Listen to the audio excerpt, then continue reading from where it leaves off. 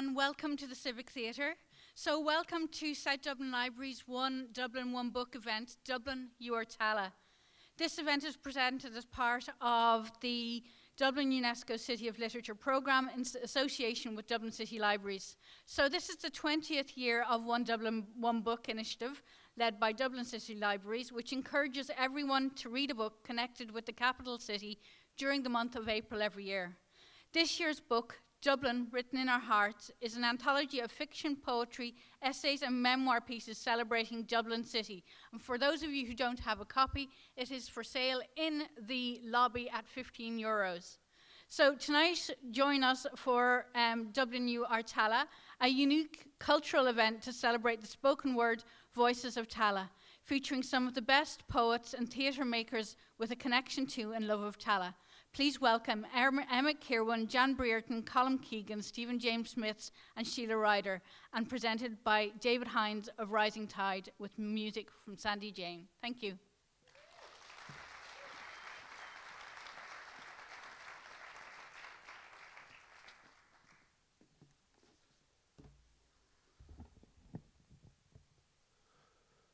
Poets, pilgrims, proles, plebs, plain proper people, presenting P-poem, Porter Price. Pretty Penelope Peep pulls Porter points perfectly. Professional procrastinator Peter Price points Penelope's Porter perfection. Penelope pulls Peter. Pretty Penelope proposes premarital playtime. Peter pleasantly peels Penelope's pajamas. Penelope proposes precaution. Pleasure pause. Precaution pops. Pregnant pause. Penelope's Papa Peep proposes pistol papal proceedings. Priest performs preachy prologue. Parents pray. Pals party. Pelepologue. Penelope pops. Puny Peter produced. Paternal Peter. Pram pushing Peter. Peter pays Porter perfection price.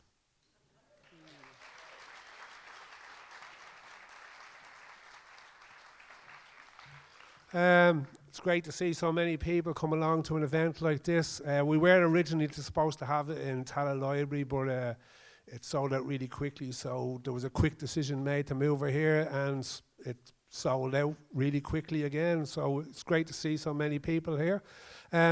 We're a group who we do a lot of gigs with UNESCO. We're called the Rising Tide, and the whole idea is that a rising tide lifts all boats. So the idea is to help the whole poetry community elevate, so we all move up. And the scene is very vibrant at the moment, as I'm sure a lot of you know. And it's becoming something special, and it's really special in Dublin at the moment, and in Tallaght. Like when we were asked to do the show for Tallaght, and we were thinking, we have to get Tallaght poets. And if you look at the lineup, it's ridiculous. Do you know what I mean? And that's just from Tallaght, and Dublin, the whole of Dublin is like that. And anyway, so just before we start, I just want to say the fire escapes. So in case of in case of an emergency or any kind of accident, if you could all form an orderly line behind me, and we can go out that door there. And just another thing I just want to say, Leon. Leon's another one of the other members of the Rising Tide. I just want to say, before we start, if you might want to check your pockets, there was a sum of money found outside, and Leon has it here. And just in case, we wanted to get back to the right people, so you got it there. So there's a 50-cent piece and a 20-cent piece. So we'd like it to go back to the right owner or owners. And so if you can come up to us after the show and tell us the year of the coins, that you can have them. So Leon will hang on to them until the end of the show. Thanks very much, Leon Dunn. Anyway, so our first act of the evening is, there's three of us in the Rising Tide, the Trinity, as you say, and the first part of our Trinity is Sheila Ryder. Now, Sheila has performed at Lecture Picnic and all over Ireland. She's very heavily involved in the Fingal Festival and has been running spoken word competition there for a long time. And anyway, she's all manner of wonderful. So without any further ado, I'm going to bring up Sheila Ryder.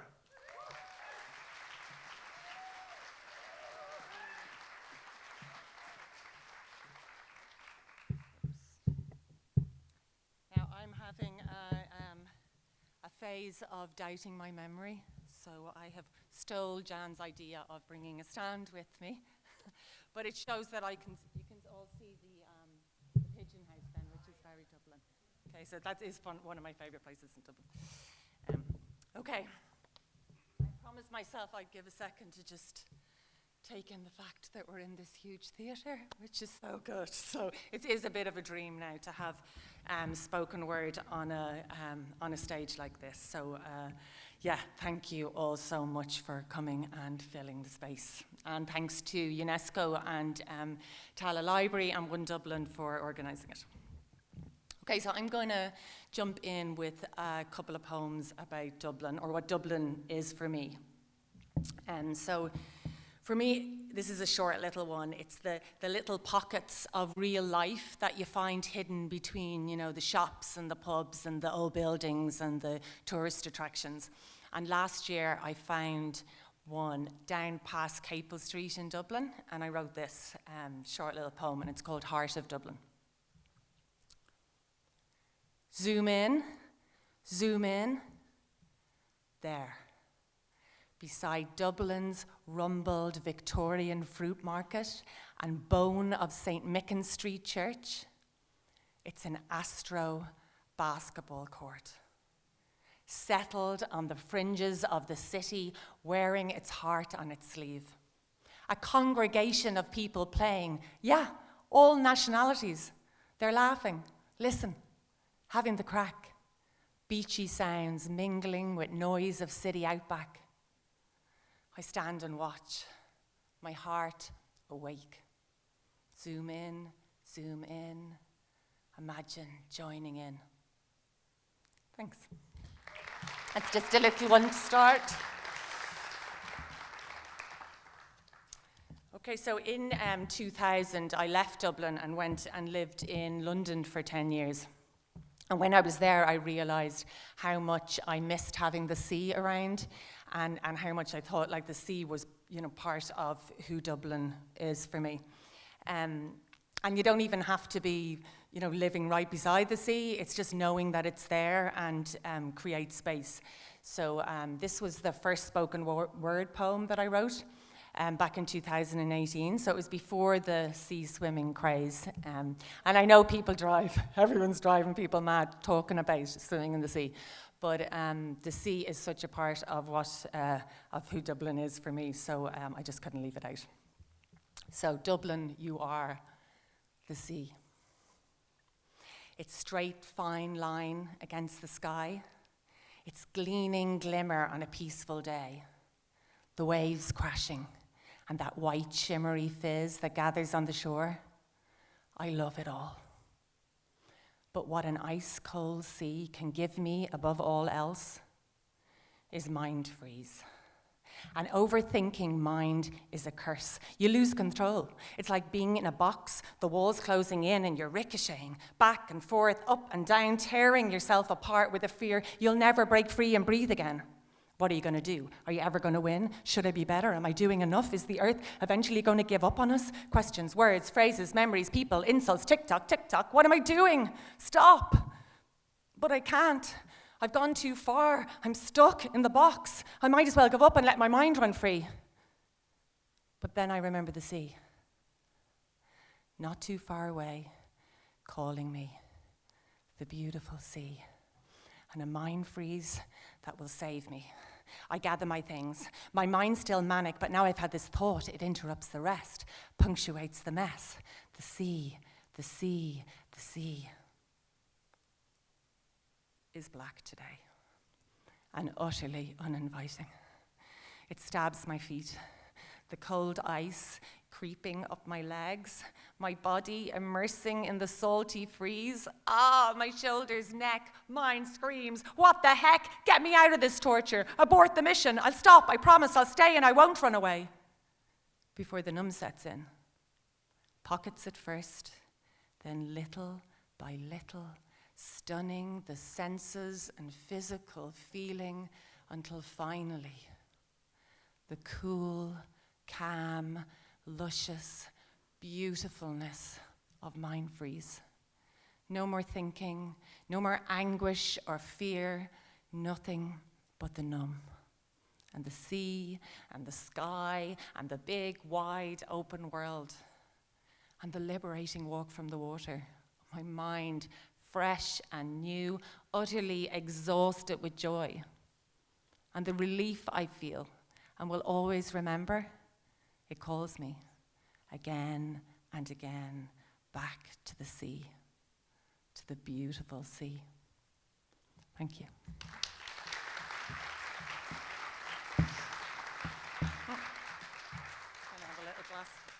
Water. I'm sure you'll be all running out to the sea now tomorrow. But it's really cold still at the moment, so I wouldn't. Okay, so I lived in Tallaght in Bancroft Grove till I was 3. So yeah, not many years. But I wanted to write something for this event that kind of explored that, to see what that connection might be, or if there was a connection. So I've written 2 short-ish poems. So both were inspired by the fact that I was born and started out in Tallaght, but went off in very different directions. So the first one is called Brand New, and it's about the photos and the stories that we're born to, and that we kind of hear so many times and look at the photos so many times that they become real and part of who we are. So this is Brand New. Newly wed, they walk down Bancroft Grove, a box full of cleaning utensils in their arms. I see the brush handle, long in her hand. First house bought for £3,600. First week, she leaves my dad a note. Have an egg for dinner. Rides off with her cousin Will on his Honda 50 motorbike. I see her tearing down the road, head back, her hand clasping her headscarf, laughing. There are cows at the end of the garden, where farm meets the estate. My dad drinks Lyons tea, gazing at them, incredulous of where he is. Long way from Inchicore Road, toilet outside. First year, he drives her back from the Coombe Hospital with my baby brother in a white Volkswagen Beetle, £40 more expensive than the house. Him, her, my brother, the car, all brand new. I arrive 5 years later, and there's a dog-eared photo of me sitting in the kitchen in a Restmore pram, being fed by my mum with a smile. Thank you.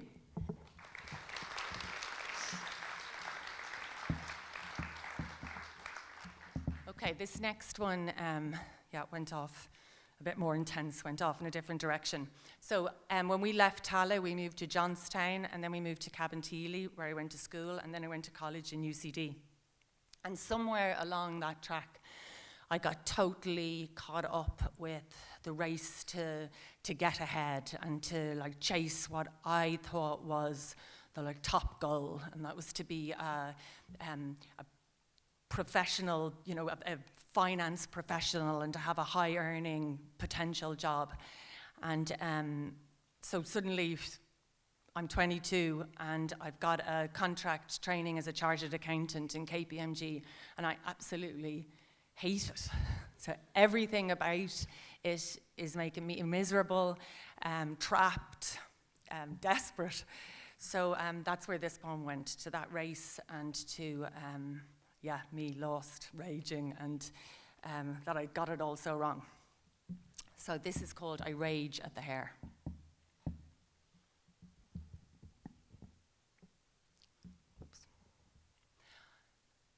I leave like a greyhound sprung from the traps, muzzle stretched, unsullied mask, shamelessly chasing.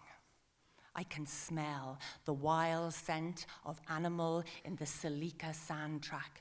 My sight is sniped on sudden movement. I am primed. Unleash the hair, flag up focus, bang at the flap as the trapdoor opens. I love the speed, the whipping wind in my face, the power in my legs as I gar corners, race after race, training in ceremonial regime. Strengthening limbs, short sprints, repetitive visual stimulants, diet control, rote learning, sweet cultural coercion. No conscious decisions anymore. Lust for the lure, now bred in the length of my bones. Then all of a sudden, I'm there, raging at the hair, its metal inside scraping the soft underbelly of my paws, breath rapid, eyes racing. I leap in circles. Is this what I was chasing? Rival grey skins, barrage for position, guts of fluff and cloth scatter along the track. We scramble over remnants, yelp our discontent. The wild scent gone, replaced by dust and spit, echoing beneath my muzzle. Thank you. How am I doing time-wise? Dave, am I okay time-wise? Yeah? Go. Okay, so I've got a couple more. Whoops. So this poem is actually about raging as well, but it's it's a different type of raging. It's more the, live fully, fight the good fight kind of raging. So I heard that famous Dylan Thomas poem, Do Not Go Gentle Into That Good Night, for the first time when Leon read it out on his podcast, and that's the Poetry Dead podcast. And it just got me right here. I loved it. And I found myself saying it and hearing it as I was going around. And in it, the poet is urging men and his father to, specifically his father, to fight the good fight and keep living fully and raging right to the end. So I decided to write a rendition of it. For me as a woman heading into her 50s and, that next stage of life, and to try to harness some of the power of that poem because, I definitely do not want to go gentle into that good night. Okay, so. Do not go gentle into that good night. Let women rise and rage at close of day. Rage, rage into the dawning of the light. The women's wild with nature out of sight. In blood and tears and dreams, she cries to say, do not go gentle into that good night. Wise women, wearied on trails dense and tight, yet sense new pathways brew to best the maze. Rage, rage into the dawning of the light. Loud women, sliced, zapped their brash and bite, see words till season salted souls, so they do not go gentle into that good night. Brave women, worn, but know as snow is white, true hearts can swell like oceans vast or bay.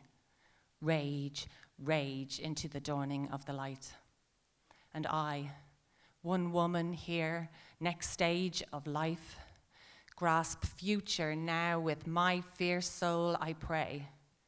Do not go gentle into that good night. Rage, rage into the dawning of the light. Thank you.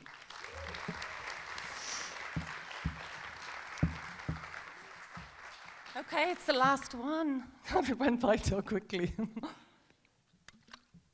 I heard Cormac McGarrell say the other night at a gig, you spend so much time like leading up to it, waiting for it to happen, and then it just goes by in a flash.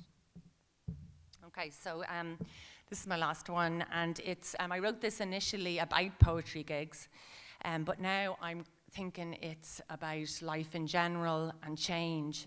And when we come together as a community, as a city, as a world, there is always hope that, like a melting pot, we can create something totally new. So, Dublin, you are space dust. We come together like space dust, pulse by pulse. Particles we gravitate to enigmatic core, merging, melding, amassing live energy to jumpstart our hearts. Shh. We wait. Shh. Baited. Defibrillator charge, thump, thump, heart jumps, beep, beep, beep, beep. No heart gets left behind. Senses shriek online, it's Fight Club without the fight. Raw, deep, gut, punching, blood, pumping, plasma, pummel from our mouths. Penumbra Valley Sundays ripped apart, no waning now. We are shooting stars, catapulting through the cosmos, pioneering our truth. Passions fuse, spirits del equest the heat and sweat, live and immediate, rhythmic, symphonic. A laugh, a sigh, a snip, tears streaming, drip, drip, the click, click, click of fingertips eclipse the in-between. Emotions rattle, aurora borealis dreams. Yes, yes, yes. Majestic as Venus or Orion's belt, we melt, and like nebular molasses, create a new planet. Thank you so much for listening. Enjoy the rest of the night.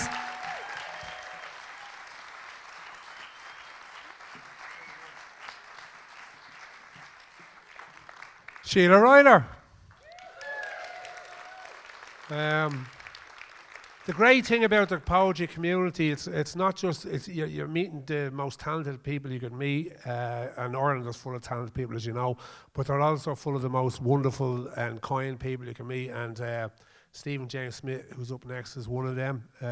He's one of the soundest skins you'd ever come across, and he's performed everywhere. I know he performed in Bono's house at one stage. He's performed in, I think it was the 3 Arena, I don't know whether it could have been the O2 at the time. He went on stage before Eddie Vedder, so I think there's 10,000 people in the 3 Arena, so that's kind of like daunting. And he's also been on Other Voices, and he runs a great night down in Wexford called So Say So anyone that's down there should go and check it out, and it always sells out, and he brings the best people from Ireland and around the world as well, do you know what I mean? So anyway, look, I'm going to move on, and I'm sure you all know who Stephen is, so you don't really need me to introduce him anymore, so I'm just going to say his name anyway. Stephen James Smith.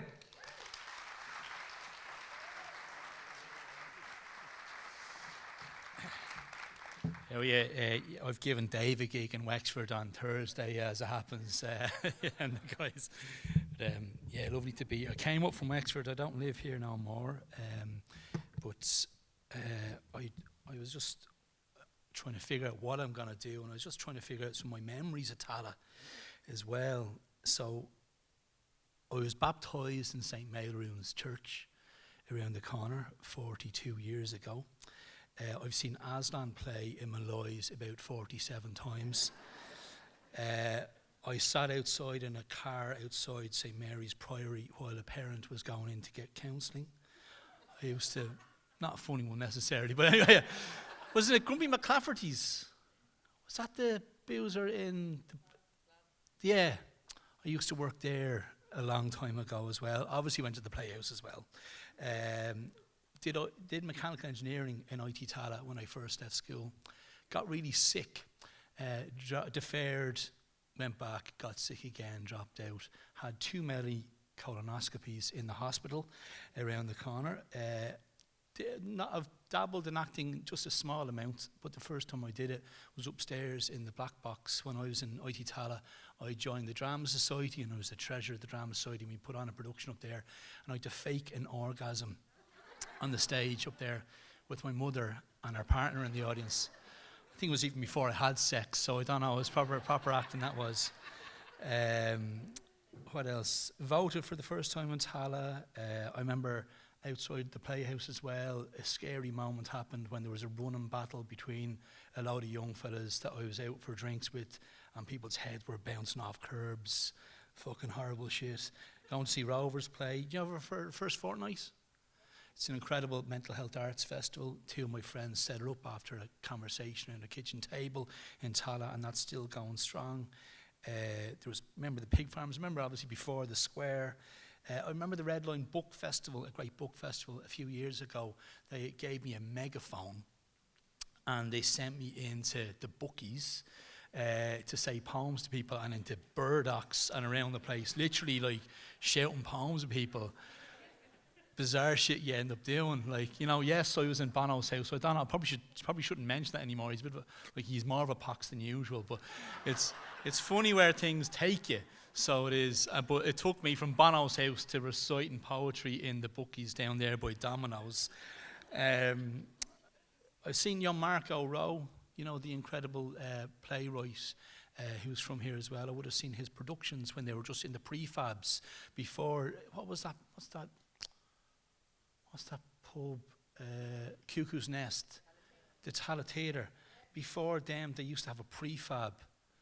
And my mother would have taken me when they were in the prefab. I'm pretty sure they had a production, Mark O'Rowe. And then also on this very stage, and Colm, I think he's on his way from Sligo, and he's back there. Myself and Colm and another friend of ours wrote a play in his kitchen in Clondalkin, but we ended up putting it on here about 12 years ago. And there's many more connections, but I don't live here no more, but it's good to be back. And my mum is still here. So that's some of my connections to Tallaght. That's longer than a poem. So I'll probably just do 3 now poems for you or something like that, and then get off the stage. So what I'll do is I'll do 3 of mine, and I'll do 1 by somebody else. No, I'm not going to read all that. It's okay. This is a nice starter. We'll get a bit heavier, and then we'll finish with another one. So it's not my best poem, but people seem to like it, so that's enough of a reason to do it. Give them what they want. It's called We Must Create, and it's sort of a little reminder to me as well. I was worried about being up here, being late here, because I was actually writing a poem about Dublin, as it happens, and I try to create more often. I should be doing that more often. Anyway, we must create to know who we can be. I say this for you, I say this for me. We must create to know who we can be. Early beginnings, heartbeat, warmth, and new first breath, eyes open, a new point of view, hands touch, ears hear, clocks ticking, I am who.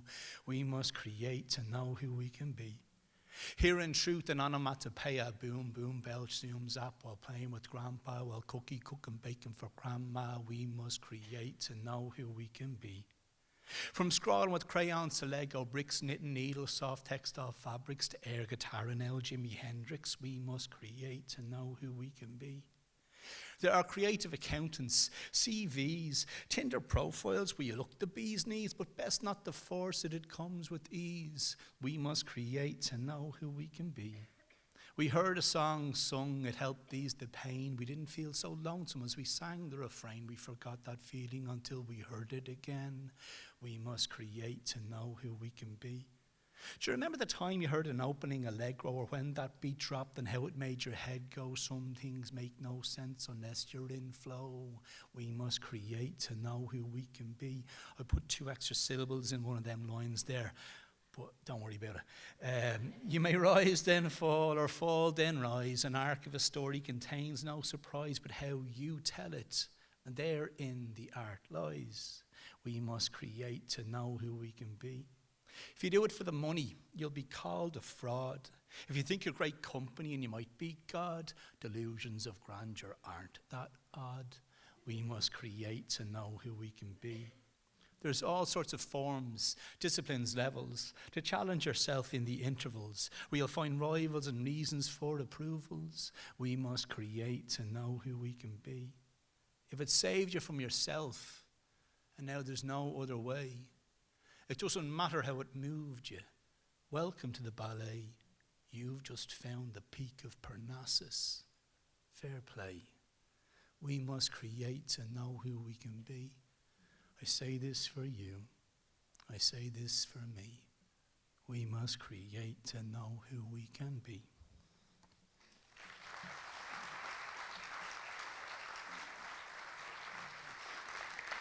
Thanks. So, my favourite poet is Pat Inglesby, and love Pat to bits. And the last time I saw him was just down the road, actually, in his sister's house for his wake in Fir House a few weeks ago. And I was meant to be doing the Camino. I'm lucky to travel quite a bit with what I do. I'm kind of blessed. I don't know how that happens, but I'm just counting my chickens and all that. But I was actually in Bordeaux, and I was about to get the bus to San Sebastian to start the Camino, to walk to Bilbao, and to get the ferry back from Bilbao to Rosslare, because I was trying to do the whole thing. I actually came from Cherbourg, did the whole thing in a green sort of a way. And found out, and I just booked the next flight the following day back home. Trying to get money back off direct ferries right now, the fucking bastards. And you got any links in there? They owe me €440. But anyway, I had to come back for Pat's funeral to pay my respects, and I love him to bits. And he, in terms of creativity, he just helped me so much. But this is, what one? Do you want a serious one or a? Fuck, I'm doing a serious one. Because he's got these silly ones, and I don't mean to be condescending, like there's ones about cows farting out rainbows, and it's great, and like, why not? But this one is called As Well As You Are, and it's about, well, it's become apparent what it's about, and it's unfortunately something that I can relate to. So here we go. As well as you are, to let you out of your bed, you're well enough for that. The window in your room only opens so far. They let you out of your room. You're well enough for that. Well enough to wander past the line of beds, past the women sleeping deep under covers, past the women awake and staring straight up. Well enough to wander, but only as far as the locked door. As well as you are, only as far as the locked door. Tin and bone, I see you. Tin and bone, I feel you. Tin and bone, you clench your fist when you speak about your mother. God, you've gotten so thin. I see you, beautiful young woman, worn and trembling, moving much too quickly this way, that way, this way. I embrace you. I felt you, bone and trembling, as well as you are. I love you. You asked me to follow you, and I did. Past the beds, past the women. You wanted to show me something outside through the window, a single bird's feather trapped on a piece of wire. The nurses won't let me go out to free it. They won't let me, they won't. You shook and looked out at the feather. I said to you, when the right wind comes, the feather will know and it will fly and leave me behind. When the right wind comes, you will know and you will fly too. I don't know if you believe me. I said it a second time because I wanted to believe it myself. Then I went home and left you, as well as you are, well enough to wander past the beds and down as far as the locked door.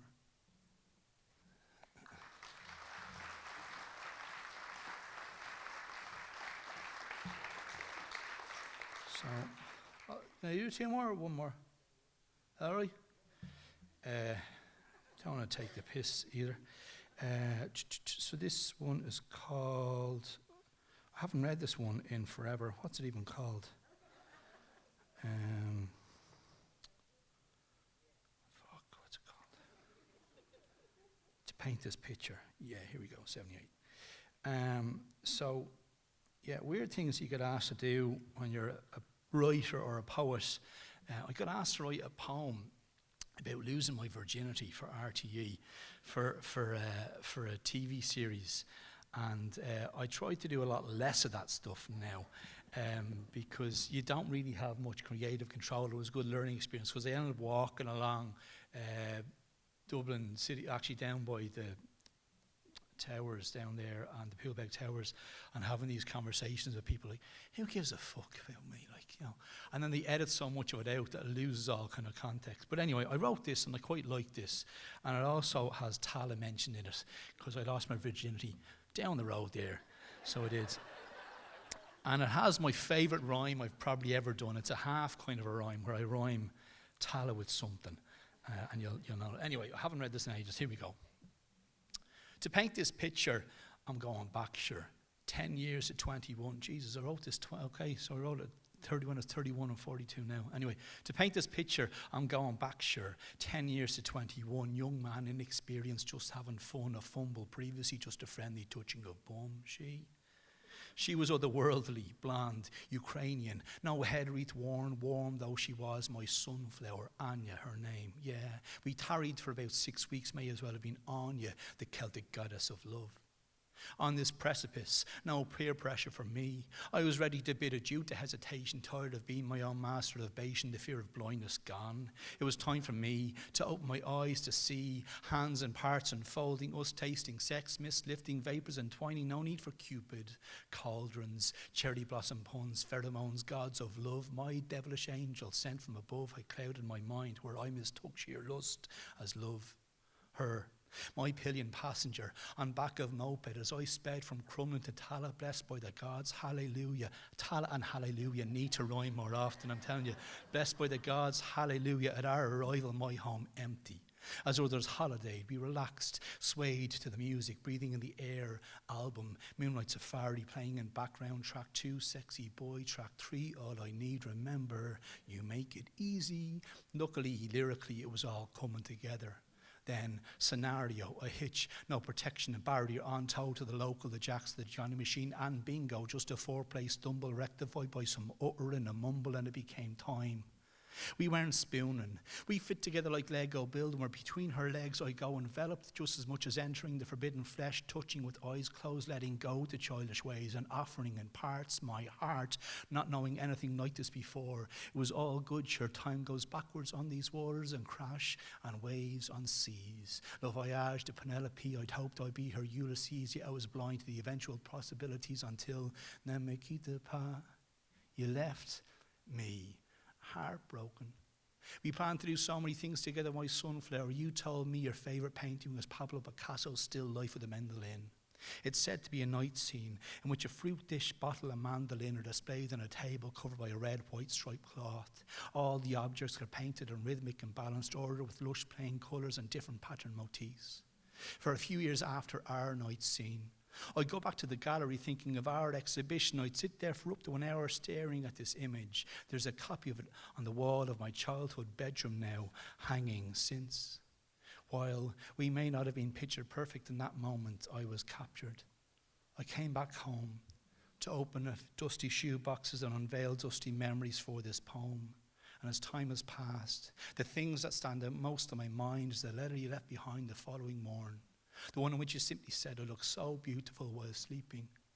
And if that is the memory you too have of the fruits of our labour, I have no regrets at all. So that's that one.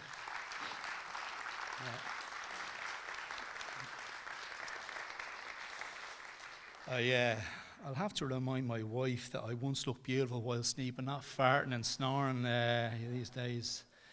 So I'll finish up with this one. Thanks again to Dave and to Sheila and to UNESCO and everybody here for coming along. It's going to be gorgeous. I'm fans of all the people here. And if you're thinking of writing yourselves, do it. Encourage other people to do it. You never know where it will take you, how it will change your life. Don't do it for money, do it for yourself, and you never know. It'll be a glorious thing that'll happen to you. And this poem changed my life. I wrote it 10 years ago, writing a 10-year anniversary one of it. Literally was doing that before I drove up here today. And it's the one that's in this book. Placement there for you. So this is the book, and funnily enough, little backstory. Basically, there's another book, a great book called If Ever You Go, which was out about 10 years ago or thereabouts, and it's a book full of Dublin poems and songs, and a lot of my peers were in it, and I didn't get in it. Not that I should have been necessarily, but I felt like, what the fuck? Like, I was like, I'm gonna write you a Dublin poem. Which the green-eyed monster is not a good way of finding inspiration. I wouldn't advise you to do that at all in the arty-farty world. Green-eyed monsters are terrible things, but it did inspire me to write this, so here we go. Dublin. You are grey brick upon brick full of tarmac and hipster pricks, just face it. All other places pale in comparison, you are more than some former Saxon garrison Dublin. Your warmth came too late for John, Corrie, Dublin, or you even sorry Dublin. You're divided by more than the Liffey. You said yes to equality, it's about bloom and time, yet Dublin, you always proclaimed to cherish all Dublin. Your panties are on Capel Street, compromising any papal feats, Dublin. Jedward, awkward, Dublin. You're more than a settlement on the bottle. Did you like that line, did you? You're more than a settlement on the bottle. But Dublin, well, stop laughing at me jokes, all right? But Dublin, what's the crack with codless shite? Why don't you just admit it? Dublin, you brought back Sam again.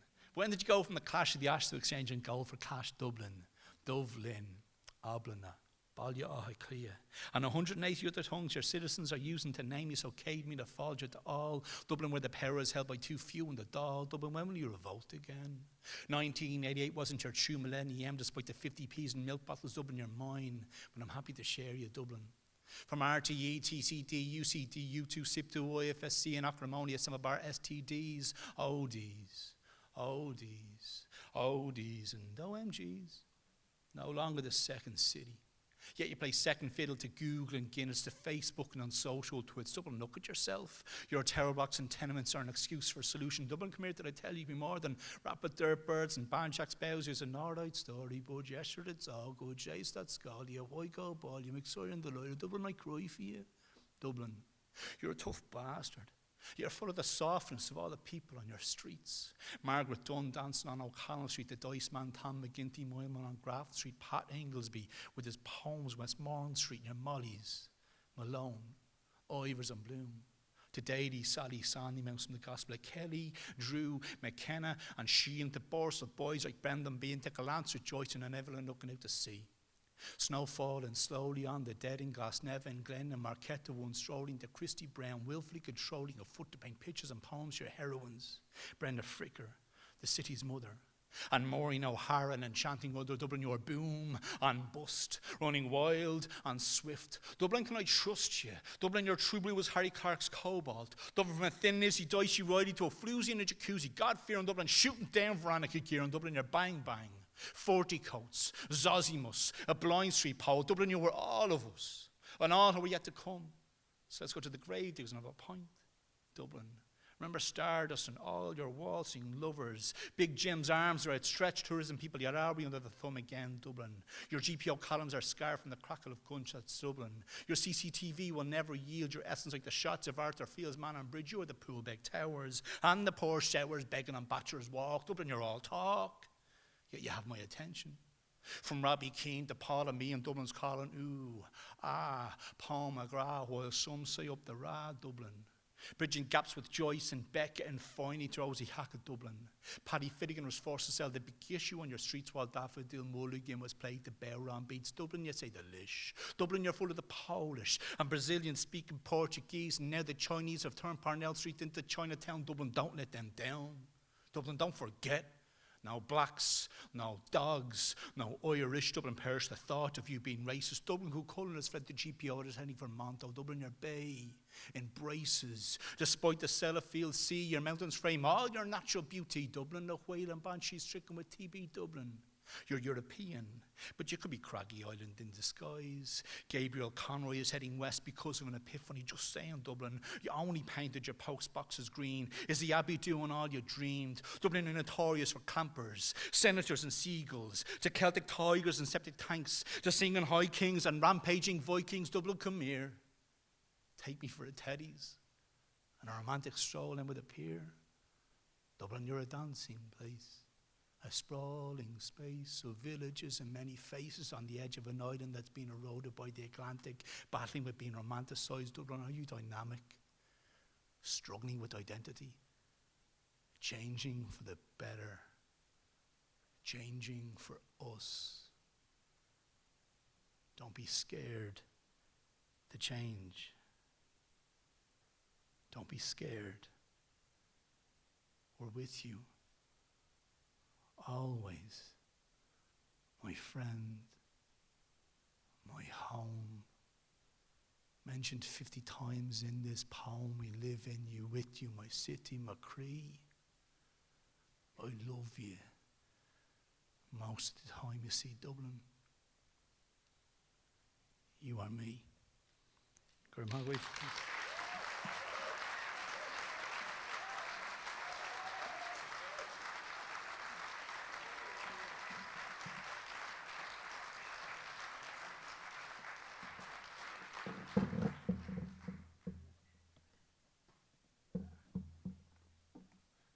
Stephen James Smith.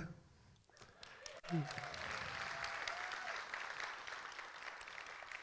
was just thinking, anytime I listen to that piece, I kind of remember that I love Dublin, and despite all of the horrendous stuff that can go on and can be going on and is going on, and then when I kind of was sitting over there and I was thinking to myself, the time when I'm most proud of being from Dublin is when I'm not living there anymore, like when I lived in London or when I'm away on holidays or that, and anyone asks where I'm from, it's from Dublin, and I always feel with pride.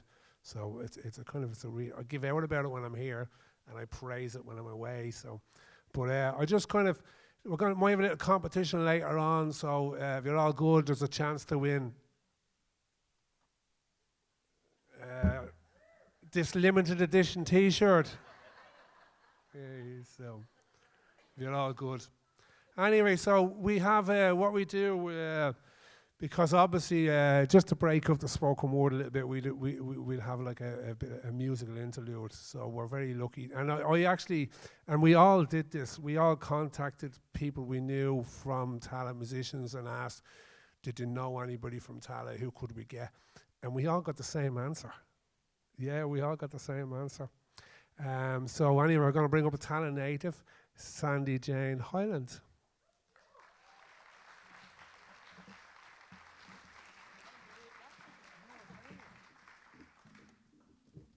Hiya, how's it going? I don't believe that for 1 minute. But yeah, born and bred in Tallaght. Unfortunately for me, I'm still here. And there's no signs of me leaving me ma's house. Only joking, I'm living down the road. But I upgraded from Springfield to Jobstown. So I'm doing well for myself. It's actually it's a different scene for me now today, because I'm normally doing party bands and uplifting kind of party buzz, not my own music. So it's been, I'd say, a good 7 years since I performed one of my own songs. It has been that, Gav, hasn't it? I don't know. And I wasn't even listening. we just met out in the car park. No, I tell lies. Myself and Gav are friends from school. We went to school in St. Mark's in Tallaght. Yep. And we actually released an EP there, literally the guts of a decade ago at this stage. Time is going fast. And was it 2018? So that was loads of years ago, wasn't it? For my thesis in college. Pre-COVID, pre the lockdown. But since then, myself and Gav have become parents. So everything has changed. We don't sleep anymore. So this first song I wrote back in the day when I thought I was tired, right? And it has a whole new meaning now, singing it today, now that I have a nearly 4-year-old jumping on me at 6 o'clock every morning. So, and Gav, he's about 19 kids at this stage. So many kids. So many kids, more on the way. But this song's called Wrecked. And originally it was about being a wrecked teenager, being hungover all the time and not wanting to get out of the bed. And now I'm changing the meaning to being a grumpy old one who's questioning her decisions in the last couple of years to become a mother. No, I'm not questioning. I'm delighted, but I have moments of, oh, what have I done? But sure, here we are. This little one called Wrecked. I hope you like it. If you don't like it, please don't tell me. Thank you.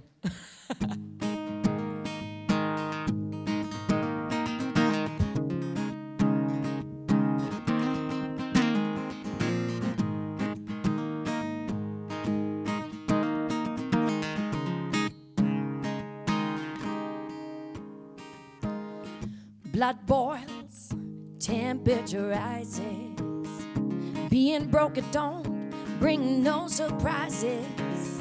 Say the wrong thing all the time. Don't know what direction I'm taking in life, and I can't help but laugh. How did I end up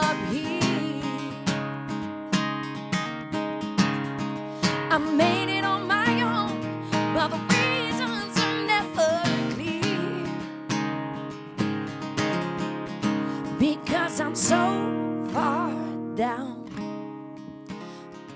I'm so far down. Too wrecked to get up. Too wrecked to get up.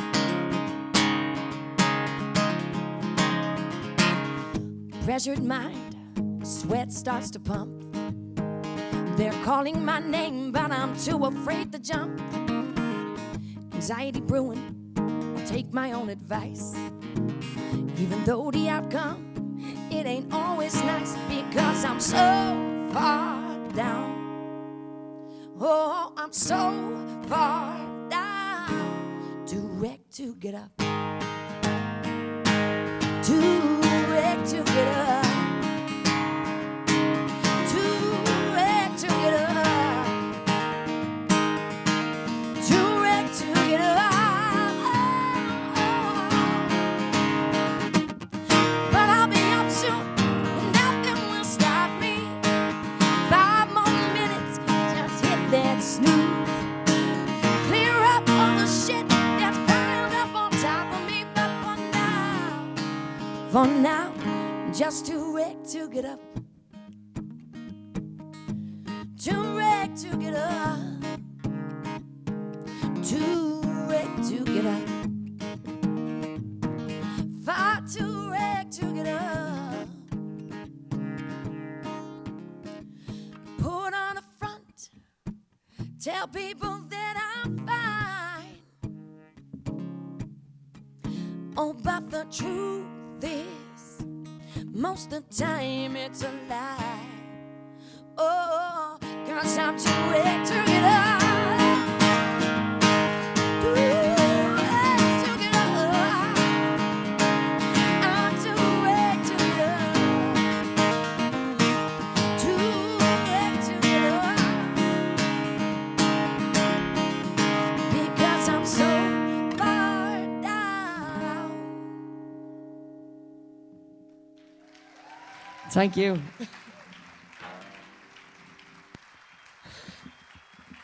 Thanks so much. Gav is going to do this next one, and he's also going to introduce it while I have a sip of Coke.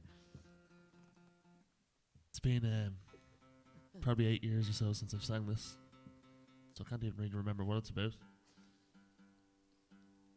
I know I do. It sounds like a love song, I suppose in a way it is, but it's not about a woman. It's about the love you have for your friends, and sometimes not you. It was before I knew you properly. But when you're younger and you kind of run off chasing women or whatever, and you forget about your friends, then you come back and they're still there. You just kind of want to apologise. This song is called Turn Around.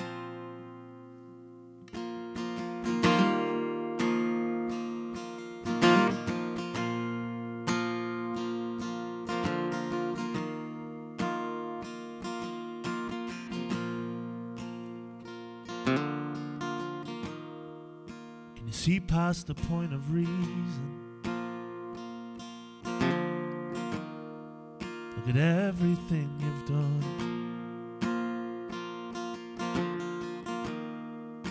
You tell me that you're happy, so I think that you're not.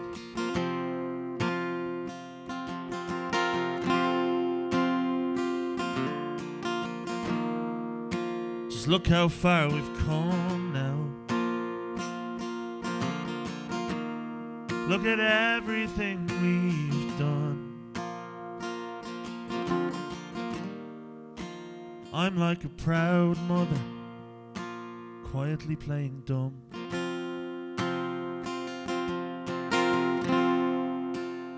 Whenever said I'm sorry for what I've done, I let it all go in the search for her. And it's not easy to turn around when I know I've let you down. So does it even matter what I think or what I say? we watch the water shatter and throw it all away. But have I said I'm sorry for what I've done? I let it all go in a search for her, and it's not easy to turn around when I know I've let you down. So have I said I'm sorry for what I've done? I let it all go in the search for her, and it's not easy to turn around when I know I've let you down.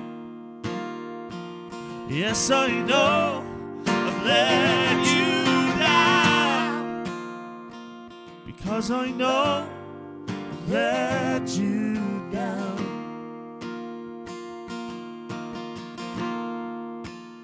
Just to turn around.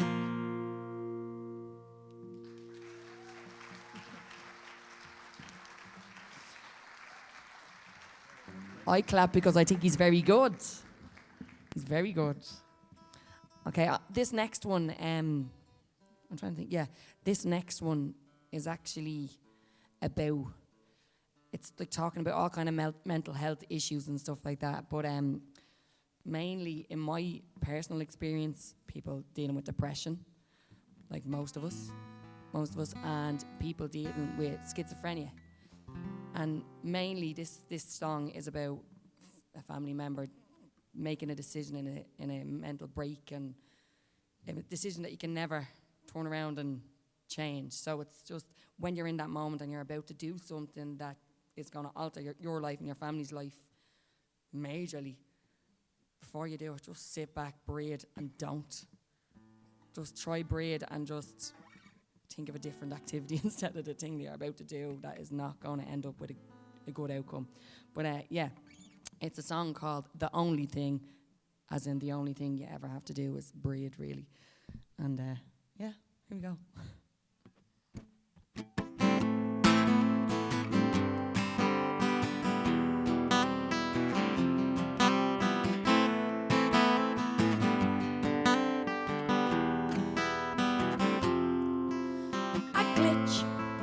System, a brief moment of madness, enough to cause your people an eternity of sadness. Turn around, escape it, these voices in your head, they are not the words that lead you to where you're supposed to be led. Don't carry the burden, release all sense of pressure, and reassure yourself that things will get better. And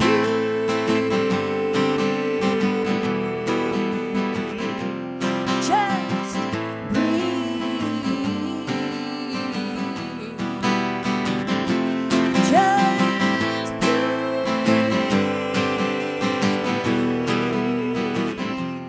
try to breathe.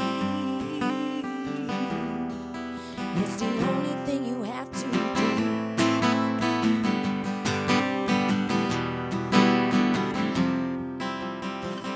Self-inflictions, intoxicated with poison. It's not enough to extinguish the noise, and the days are dragging in. No longer daydreaming of what's to be and who you wanna be. Don't carry the burden, release all sense of pressure, and reassure yourself that things will get better. And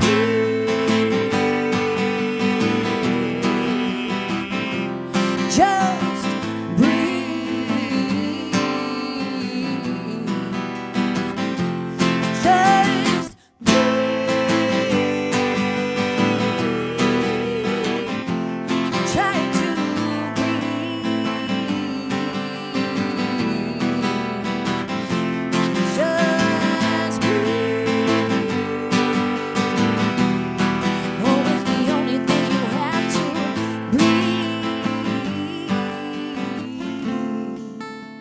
The help you need is coming soon.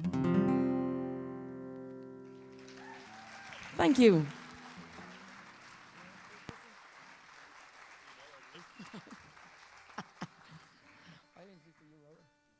We're going to do one more for you, and this one's a bit of a duet written by Gavin Doyle here, so he's going to have to tell you what it's about because I only know the words to sing.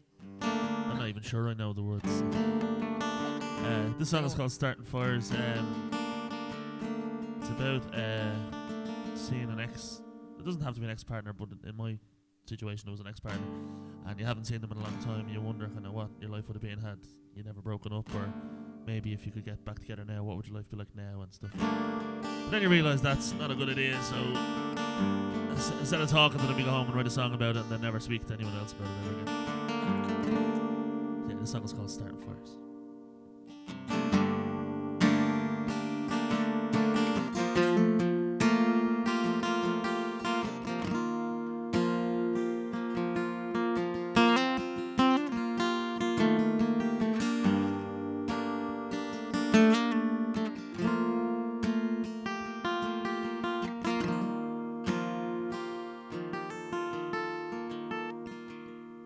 I'm afraid I've got a lot to say,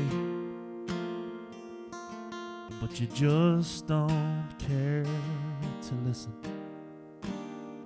So I'll rearrange and walk away, but I can't help but feel the distance. I can't believe the way I feel. Will this end up the same? And I try my best, but nonetheless I let the darkness lead my way. So what if it all goes wrong? Or what if I make you feel? And what if you see the part of me that's real? And what if you move on and never let me go? Starting fires burned out years ago. Am I in too deep? In too deep, Is the road too steep? the road too steep. And are the answers even out there?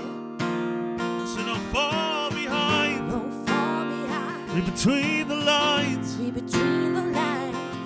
You'll find me in there somewhere. But what if it all goes wrong? What if I make you feel? What if you see the part of me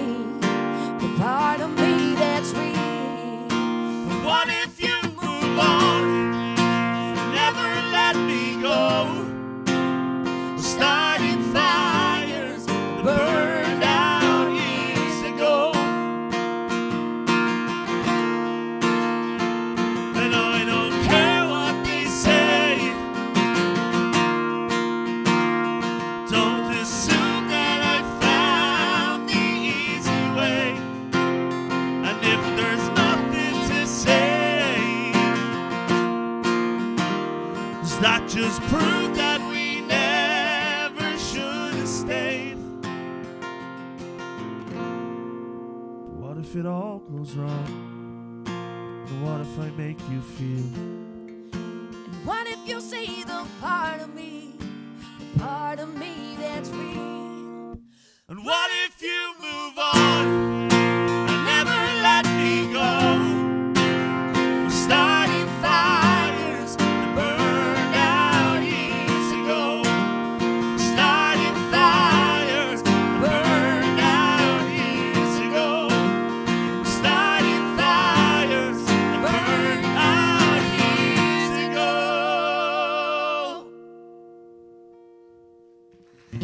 Thank you so much. That's us, Sandii and Gab. And a huge round of applause for everybody who's performed so far. Absolutely brilliant. Thank you.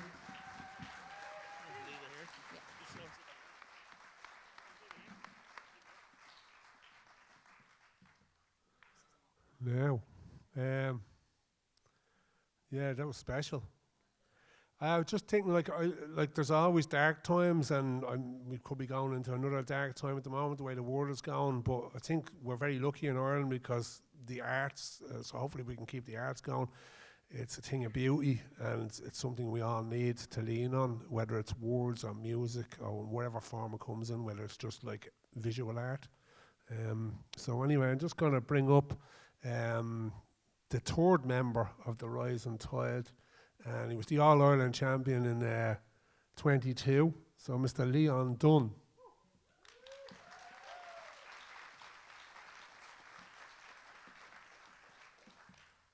Starry, all right. This poem that I'm going to do for you was inspired by another poet you're going to see tonight. That fella there, Colm Keegan.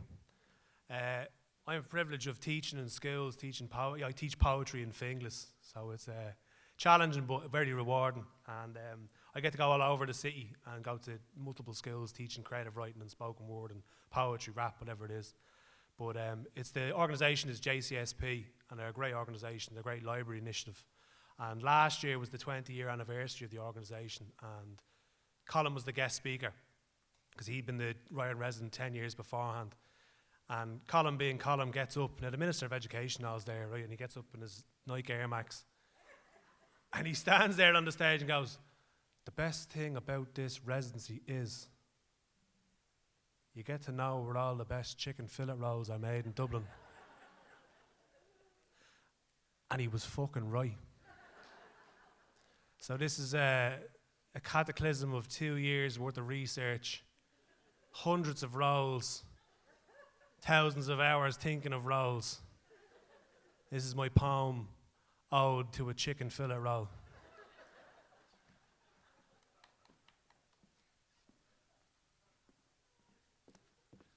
I power walk into that deli, stomach rumbling, willpower crumbling at the sight of the hot food on display, butter or mayo. I reply, both. Eyeing up those breasts with a lump in my throat, plain southern fried or spicy, sweating for the decent piece, I say.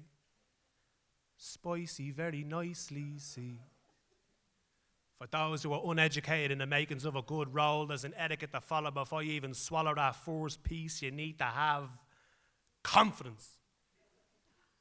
And for all the lads in the room, size matters, I'm sure you all know, because if you get a cremated little piece, then your whole roll experience is fucked. So be polite and ask with a smile when that stressed out deli worker asks what you desire as the queue stretches a mile back to the Stone Age. And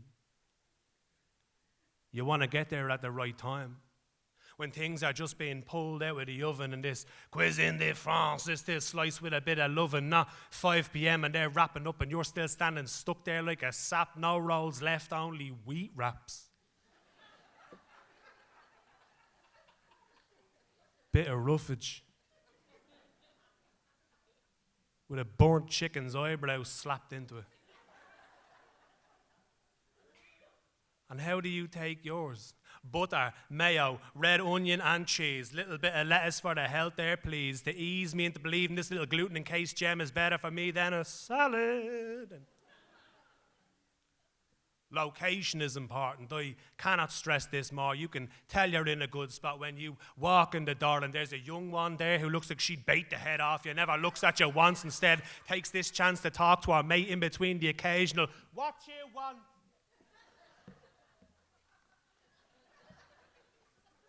And pal, your quest is complete, because you are in top tier roll country and you'll never beat the quality, finesse, sophistication of what's coming next. Usually located in a sparse centre or mace that's about 100 paces from a Plex or Dole office or the Tesco near the post office. And if you're feeling bougie, maybe Dunn's or Honda chicken fillets roll off that culinary conveyor belt of pure joy.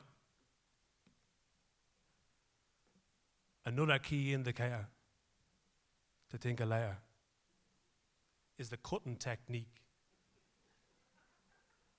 You don't want to pay premium price for a simple slice job, no pal, you want a nice job like they do when that chopped place dice you into a different space. Ooh. cut in half. Oh, baby, you know it. Saw me into separates and throw me down that red lane.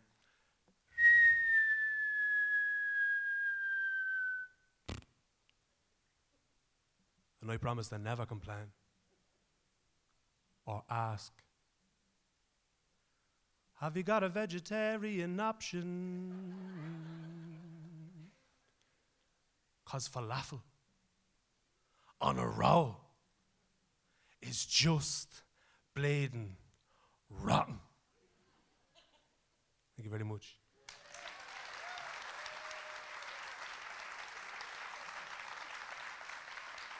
I have a little poem I just want to do for you before I bring up Jan, and it's kind of relevant at the moment.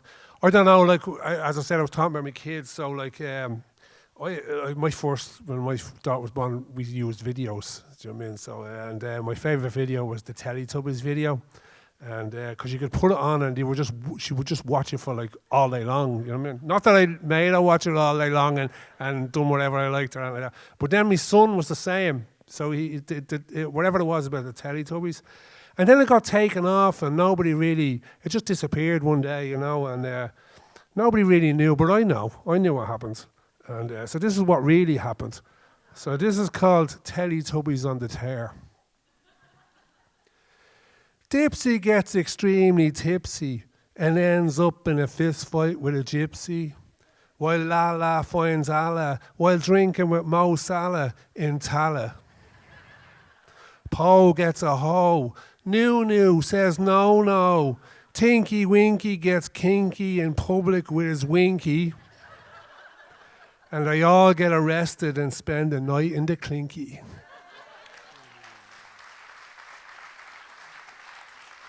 Yeah. Anyway, on to the next. This is Jan, and I mean this. Jan is possibly the nicest person that you'll ever meet in your life. And I mean that. And she's such a wonderful person. The first time I seen her, it was like I got landed into running the spoken word tent at Electric Picnic about 3 years ago on the Saturday morning. And Jan was one of the first people that came on after that. And she'd come out of lockdown, COVID, a superstar in the making. Do you know what I mean? There was already a superstar online and just arrived. And I seen her a couple of times after that. And then I was at the Olympia. I was up VIP and at the John Cooper Clarke. And so Jan had put in for this competition where you had to kind of respond to his famous poem. And she'd done a response for it. And she got to do a short set before him.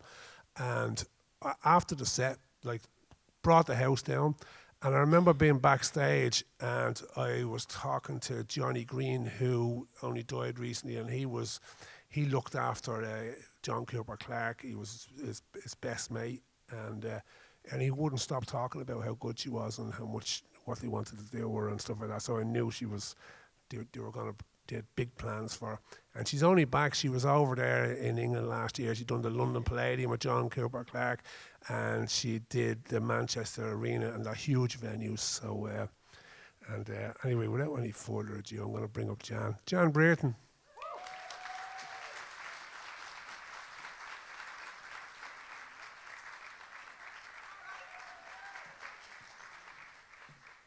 How's it going? Oh God, I'm going to have to put this thing down. All right, Tallaght. Oh, let me have a look at you all. I love what you have done with the place, by the way. It's been a long time. I haven't actually been in this theatre before, so it's a real privilege to be able to come home to Tallaght and read all my poems to you. Yeah, I'm Jan, and I wrote my very first poem in January 2021, and I'd never written a poem before. And if you remember, January 2021, it was we were on lockdown part 2 or part 3 at this stage, and I was pissed off. I don't think we've any issues here tonight with language, do we? No, I feel like I'm amongst friends. So I wrote, this was my very first poem, and I always kind of open my set with it kind of as means of introduction, because you'll get a sense of me I'm an oversharer. I swear a lot. But now I do it through the medium of poetry, so it's all good. Anyway, so this one is called What Day Is It? What day is it? Who gives a fuck? I teach, I clean, I play, I cook. This lockdown is a fucking pain. Oh look, fuck's sake, here comes the rain. Another day, another park. I'm wishing it'd just get dark. Please, no more fucking walks, or yoga, or baking, or art with chalks. No meditation, fuck cold sea dips, and fuck your healthy eating tips. All I want is a fucking hug, a chat close up with a massive mug of tea. None of this takeout crap. I'd touch your hand, you'd slap my back. We'd laugh and talk, I'd share me cake. We'd talk about who we think is fake. We might say, fuck it, stay out late. We'd grab an early board at 8. We'd talk and chat and talk some more. We'd link as we walk out the door. And on the bus, I'd text to say, my friend, I've had a lovely day. But fuck, what day is it? I don't have a fuck. I teach, I clean, I play, I cook. Thank you. It's mad, isn't it, being to a poetry event? Do we clap after every poem, or do we not? Is there silence? Do we hold a bit of tension? I love all the clapping and the whooping, so keep it going. My poems are pretty short as well, so I'll squish a lot into my little set. This one I wrote about self-care and wellness, you know, all that. And I'm a bit wound up most of the time, as you can tell. And my mum and my family and most of the people who are in the receipt of my particularly bad moods are always saying to me, you know, would you try a bit of that yoga? Would you a little bit of the breath work? A bit of meditation? Would you give that a go? I'd be like, meta-fucking-tation. Anyway, I tried to meditate once and I wrote a poem about it, so I wrote this. It's called Meditation Cake. I tried to meditate today. They say it clears the head. It's not all it's cracked up to be, so I had some cake instead.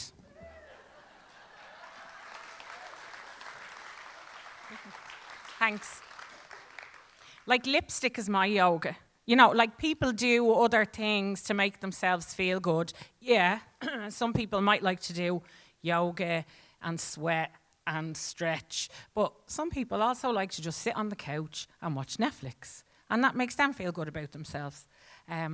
So I'm going to read you this poem once I started writing, I couldn't stop. So first book came out in June of 2021, and my second book came out last year in March, and it's called Everybody is a Poem, Midlife in Rhymes. I think there's probably a little hint about the themes there in the title. So I'm going to read you a poem. It's called Multitask, and I usually ask my audience to put their hands up in the air if they do any of the things that I have in the poem. It makes me feel better about myself. But it also unites us as a community of multitaskers, or busy fools. So here we go. I clean me teeth on the loo to save time. Yeah, gotcha. In the shower, I wash and scrub off the tiles grime. When I'm watching Netflix, I do the grocery shop, and I pay the gas bill waiting at the bus stop. In a meeting at work, I send WhatsApps and texts about soccer and drama and parties up in the Plex.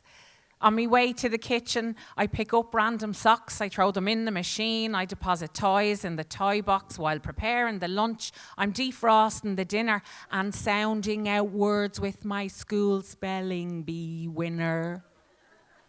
The warm steam in my face as I take out the dishes doubles up as a facial. It moisturizes and enriches.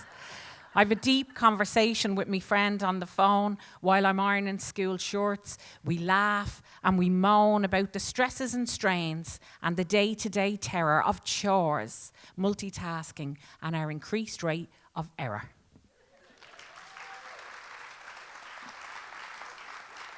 Thank you.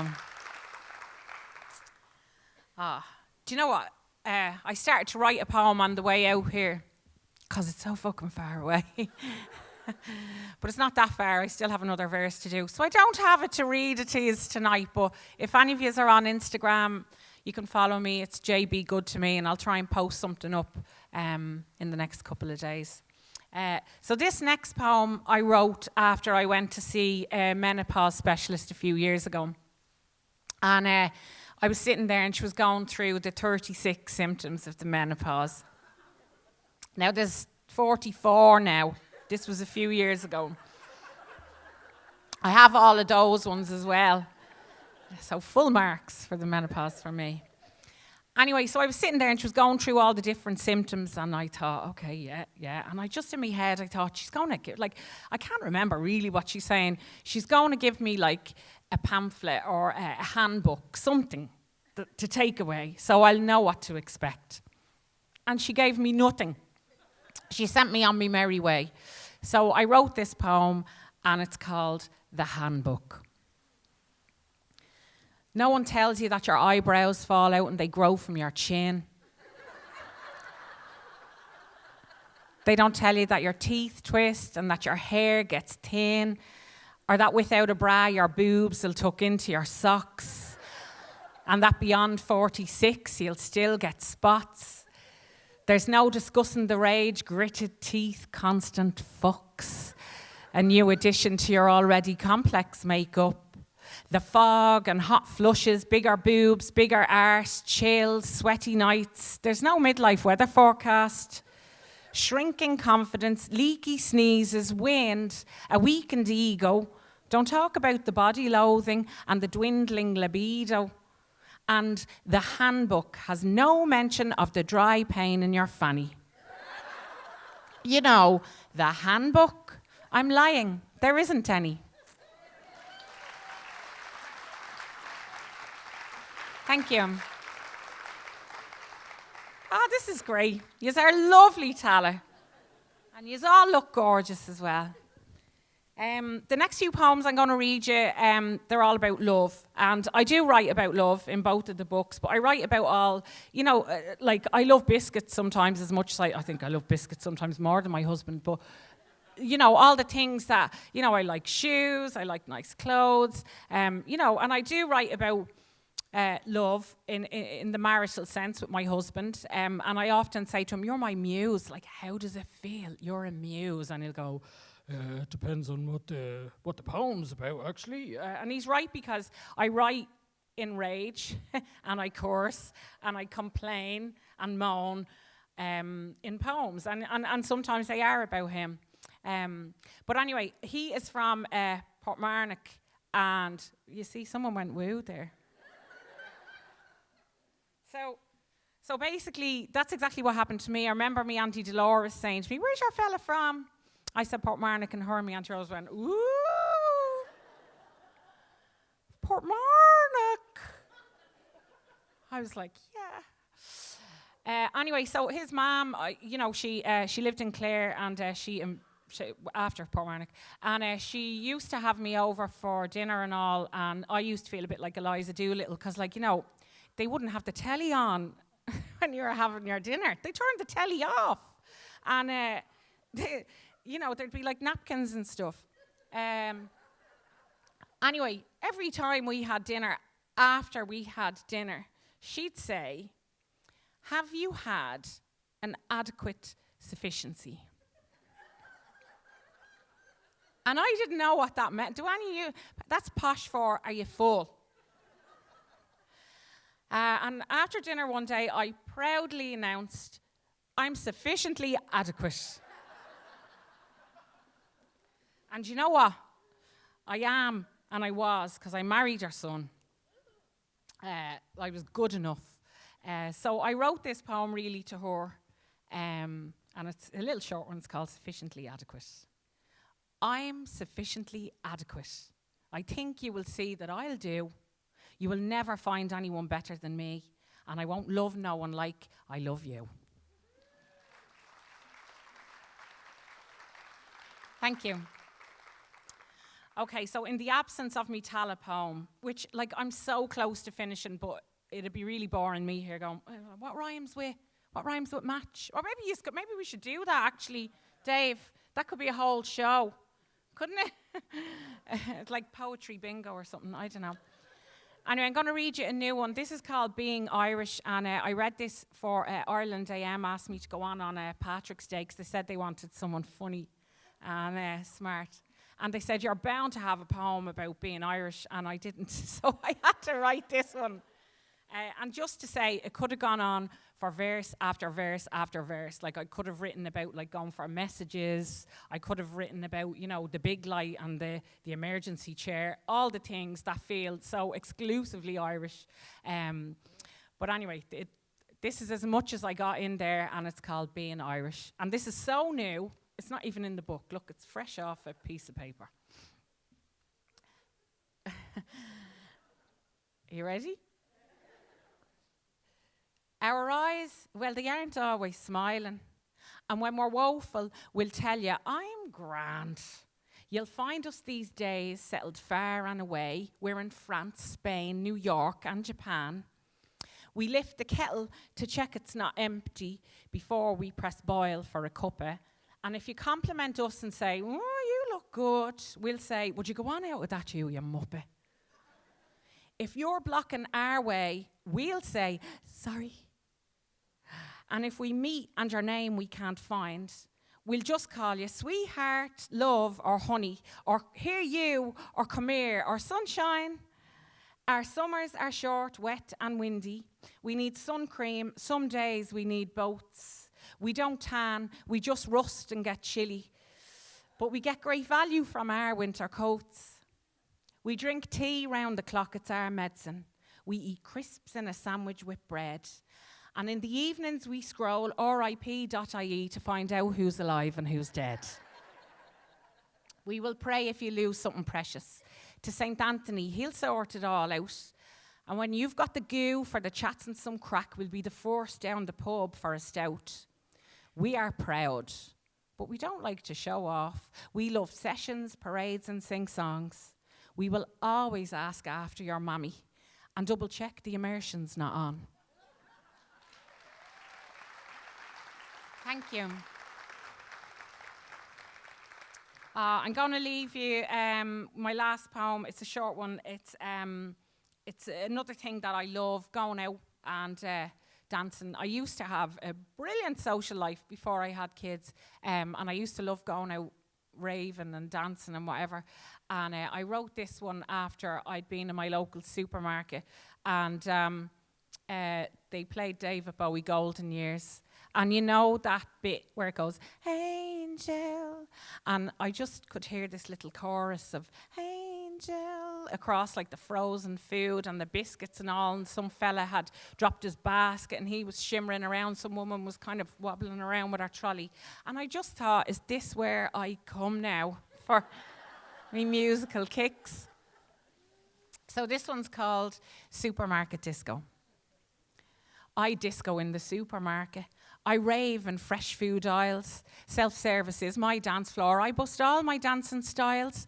Bowie at the bakery. Maloko in the queue.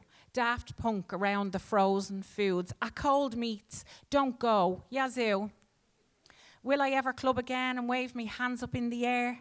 For now, I'll dance in Super Value because they play the best tunes there.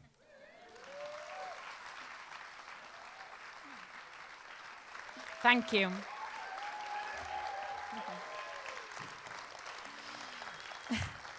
Just for balance, there are other supermarkets, okay? Thanks very much, Tallaght. It's been lovely to come home to you.